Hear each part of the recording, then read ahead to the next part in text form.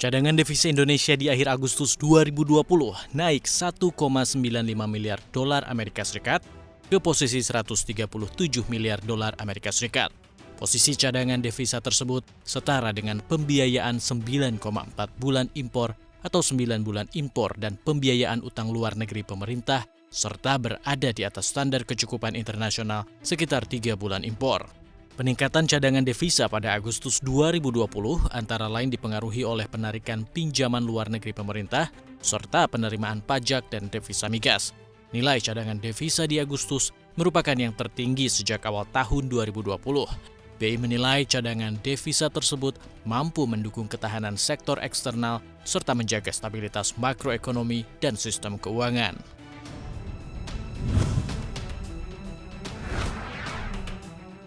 Presiden Joko Widodo bakal melanjutkan program-program pemulihan ekonomi nasional yang sudah berjalan tahun ini di tahun depan. Rencananya, program-program lanjutan yang dijadikan prioritas untuk Bansos, yaitu Bansos Tunai yang terkait dengan Banpres Presiden untuk UMKM, kemudian bantuan untuk subsidi gaji akan dilanjutkan di kuartal pertama tahun depan. Selanjutnya, Kartu Prakerja dan Bansos Tunai PKH dan Sembako juga akan diberikan pada tahun 2021. Menko Perekonomian Airlangga Hartarto mengatakan, realisasi program-program bantuan sosial maupun subsidi gaji di tahun 2020 juga terus digenjot. Pemerintah telah menggelontarkan ratusan triliun rupiah untuk anggaran bantuan sosial dan subsidi gaji di tahun ini. Tak ayal, pemerintah berharap program-program ini mampu menjaga daya beli masyarakat di dalam situasi pandemi COVID-19.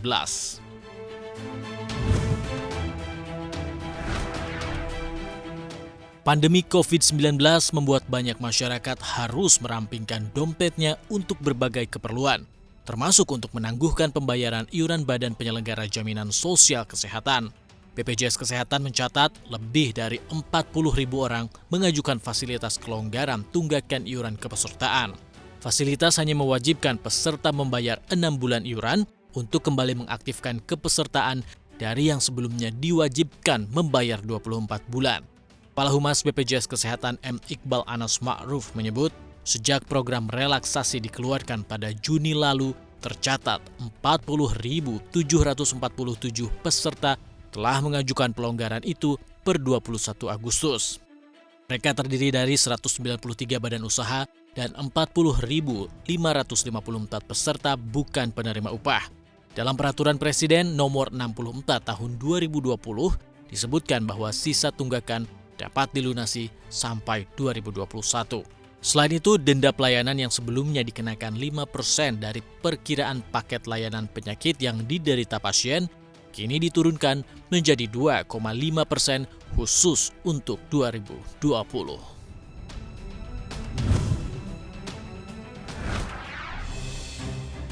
Pandemi COVID-19 dinilai belum akan berakhir di tahun depan. Tak ayal, pemerintah Indonesia berencana menggelontorkan anggaran vaksin corona di tahun 2021 jauh lebih banyak. Jika di tahun ini anggaran vaksin COVID-19 hanya 3,8 triliun rupiah, nantinya di tahun depan anggaran vaksin corona akan naik menjadi 37 triliun rupiah, namun disiapkan dalam multi-years. Vaksinasi COVID-19 memang jadi prioritas pemerintah di tahun 2021. Saat ini, sejumlah perusahaan tengah menyiapkan produksi dan berbagai uji coba. Mulai dari pengadaan vaksin merah putih, pemerintah Indonesia sendiri telah melakukan kerjasama dengan sejumlah produsen vaksin, yakni Sinovac dari China dan G42 dari Uni Emirat Arab.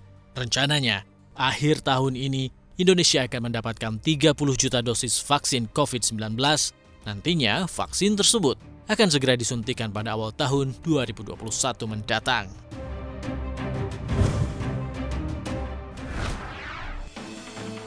Jadi negara pertama terserang corona, kinerja ekspor China kembali bangkit. Ekspor China bulan Agustus tahun ini melampaui ekspektasi pasar dan naik 9,5% secara tahunan. Di sisi lain, impor China turun 2,1% secara tahunan. Akibatnya, pada Agustus lalu, China mengalami surplus dagang mencapai 58,93 miliar dolar Amerika. Sementara bulan lalu, surplusnya lebih besar, yakni di 62,33 miliar dolar. Ekspor China tumbuh dipicu oleh meningkatnya kebutuhan seperti komputer. Padahal pertumbuhan permintaan barang mesin saat ini masih cukup lemah. Ekonom China memperkirakan surplus 2 bulan berturut-turut ini akan mendorong pertumbuhan ekonomi negeri tirai bambu di semester kedua tahun 2020.